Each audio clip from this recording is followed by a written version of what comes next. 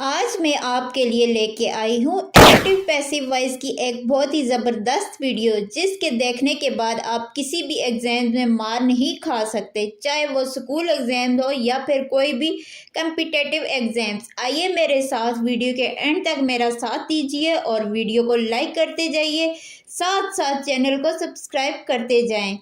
बढ़ते हैं अपने टॉपिक की तरफ। मेरा सबसे पहली बात को गौर से सुनिए। आपको पैसिव वॉइस और एक्टिव वॉइस को अच्छे से समझने के लिए सबसे पहले आपको टेंसेस को अच्छे से आना चाहिए। इसके लिए मेरी पिछली तमाम टेंसेस की वीडियो को आप प्लेलिस्ट में जाकर देख सकते हैं। मैंने एक एक टेंस को अलग अलग विद इजी एग्जाम्पल समझाया है, किसी के लिए भी टेंसेस को समझने में कोई मुश्किल ना आएगी। अब आते हैं हम एक्टिव पैसिव वॉइस की तरफ। सबसे पहले हमारे पास आ जाती है एक्टिव वॉइस पैसिव वॉइस का कंसेप्ट। उसके बाद चलेंगे हम जो शॉर्ट ट्रिक्स हैं। आज जो अपने इस लेक्चर में हमें शॉर्ट ट्रिक्स के बारे में बताऊंगी। इन शॉर्ट ट्रिक्स को आप जब समझ गए, उसके बाद नाकामी आपके पास से भी नहीं गुजरेगी। आते हैं अब एक्टिव पैसिव वॉइस के कंसेप्ट की तरफ। एक्टिव पैसिव वॉइस को समझने के लिए सबसे पहले हमने सेंटेंस को समझना है।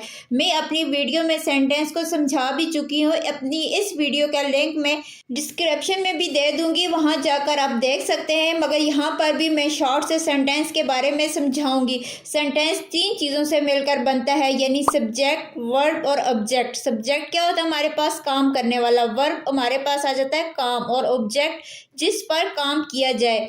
फॉर एग्जाम्पल, मैं अंग्रेजी पढ़ाती हूँ, आई टीच इंग्लिश। तो अब इसी को हम पैसिव वॉइस में अगर कन्वर्ट करेंगे तो यहाँ पे टीच की जगह पे थर्ड फॉर्म आ जाएगी। ये आगे जाके मैं मज़ीद अच्छे से समझाऊंगी, लेकिन यहाँ पे मैं सिर्फ कंसेप्ट क्लियर कर दूँ। पैसिव वॉइस में हमारा सिर्फ ऑब्जेक्ट सबसे पहले आ जाता है, जबकि सब्जेक्ट बाद में आ जाता है। वर्ब अपनी जगह ही रहेगी। पैसिव वॉइस में हमेशा फॉर्म ऑफ वर्ब जो है वो थर्ड होगी। जब भी हम कोई भी पैसिव वॉइस बनाएंगे तो इसमें हम थर्ड फॉर्म ऑफ वर्ब का ही यूज़ करेंगे। ये हमारे पास एक्टिव पैसिव वॉइस का कंसेप्ट आ गया। फॉर एग्जाम्पल, मैं खत लिखता हूँ। अब ये करेंगे, इसको जब पैसिव वॉइस में चेंज करेंगे तो हम लिखेंगे खत, यानी मुझसे लिखा जाता है। इसकी हम इंग्लिश भी बनाएंगे, आगे जाके अपनी ट्रिक्स में सब कुछ एक्सप्लेन करूंगी। अब आते हैं हम अपनी ट्रिक नंबर 1 की तरफ। हमारे पास पहली ट्रिक क्या आ जाती है? सबसे पहले तो ये देख लें, आपके कोई भी एग्जाम्स में, किसी किस्म के एग्जाम्स में आपको जब सवाल आ जाता है कि आपने एक्टिव को पैसिव में बदलना है, तो आप किस तरह से बदलेंगे, आपको क्या करना होगा। वीडियो को एंड तक देखती जाइएगा। मैं पहले भी बता चुकी हूँ कि पैसिव वॉइस में फॉर्म ऑफ वर्ब कौन सी हम इस्तेमाल करेंगे, यानी हमेशा हम थर्ड फॉर्म ऑफ वर्ब का ही पैसिव वॉइस में इस्तेमाल करेंगे। ट्रिक नंबर 1 जो आ जाती है हमारे पास, किसी भी जगह पे कंटिन्यूस टेंस हो, यानी टेंसेस को आपको एक्टिव पैसिव तभी आपको समझ आएंगे अगर आपको टेंसेस अच्छे से आ रहे होंगे। मैं पहले भी बता चुकी हूँ, और मेरी वीडियो को भी आप टेंसेस की जो वीडियो है उसको जाके आप देख सकते हैं, जिनको टेंसेस नहीं आते।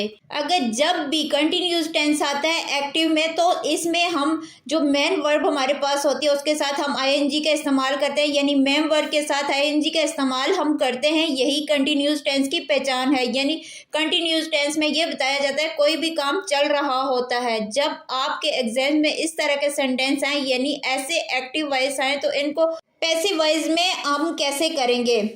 तो इसको बनाने का तरीका सीखने से पहले वीडियो को लाइक करके चैनल को सब्सक्राइब करें। हम आपके लिए मुश्किल से मुश्किल एग्जाम्स को आसान बनाने जा रहे हैं। जब भी आपके पास मेन वर्ब प्लस आईएनजी वाले सेंटेंस आए, यानी कंटिन्यूस वाले टेंसेस हों, तो इसको पैसिव वॉइस में करने के लिए बीइंग का इस्तेमाल करेंगे।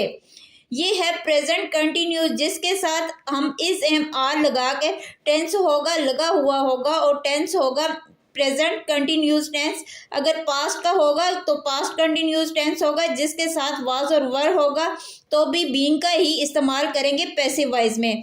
For example, we are playing cricket. ये हमारे पास वी आर यानी प्रेजेंट कंटिन्यूस का टेंस हमारे पास आर का इस्तेमाल हुआ है। First form of verb play plus ING, playing cricket. इसको हम पैसिव वॉइस में चेंज करेंगे। ऊपर मैंने बता दिया कि हमने बीइंग का इस्तेमाल करना है। थर्ड फॉर्म ऑफ वर्ब हमारे पास आएगी जब हम पैसिव वॉइस में एक्टिव को कन्वर्ट करेंगे। पैसिव में जाते हैं, इसी सेंटेंस को जो हमने बनाया है इसको पैसिव वॉइस में करके देखते हैं। Cricket is being played by us.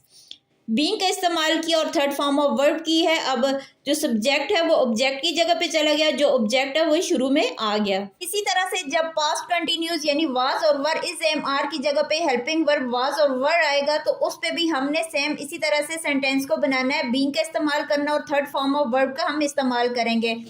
अब चलते हैं हम ट्रिक नंबर 2 की तरफ। ट्रिक नंबर 2 क्या है वो भी बड़ी इंटरेस्टिंग है। जिस वॉइस यानी एक्टिव वॉइस के अंदर हैज़ और हैव या हैड में इनमें से कोई भी हेल्पिंग वर्ड का इस्तेमाल हुआ हो तो एकदम से आप समझ जाना कि ये तो हमारे पास परफेक्ट टेंसेस आ गए हैं। इनके साथ वर्ड की थर्ड फॉर्म का ही इस्तेमाल होगा, क्योंकि पैसिव वॉइस में हमेशा थर्ड फॉर्म का ही इस्तेमाल होता है। यहाँ पे एक्टिव में भी थर्ड फॉर्म ही होगी, तो हम यहाँ पर फॉर्म ऑफ वर्ब की कोई टेंशन नहीं लेंगे, नहीं हमें होनी चाहिए, क्योंकि एक्टिव में भी हमारे पास थर्ड फॉर्म है। चूँकि परफेक्ट टेंसेस हैं तो परफेक्ट टेंसेस में हमारे पास सिर्फ यही है कि उसमें थर्ड फॉर्म एक्टिव में भी आएगी और पैसिव में भी। लेकिन हमने सिर्फ और सिर्फ यहाँ पे किस चीज़ का इजाफा करना है, ये देखना है कि हैज़ हैव हैड आ रहा है तो एक्टिव वॉइस के अंदर तो हमें ये देखना है कि पैसिव वॉइस में बीन का इस्तेमाल करना है। बाकी एग्जाम्पल से अच्छे से समझ लेते हैं। हम एक्टिव वॉइस को यहाँ पे पैसिव वॉइस में देखेंगे किस तरह से करते हैं। एक्टिव वॉइस हमारे पास आ जाता है the government has not approved the news drug for sale. इसी सेंटेंस को हम पैसिव वॉइस में कन्वर्ट करते हैं the new drug has not been approved for sale by the government. I hope कि अब आप किसी भी एग्जाम्स में जाने से घबराएंगे नहीं, क्योंकि एक्टिव वॉइस पैसिव वॉइस अब आपके लिए मुश्किल नहीं रहे। एक्टिव वॉइस को पैसिव वॉइस में हम किस तरह से समझेंगे ये मैंने बता दी, इसकी शॉर्ट ट्रिक्स। मिलते हैं नेक्स्ट वीडियो में, तब तक के लिए अपना बहुत सा ख्याल रखिएगा। अल्लाह हाफिज़।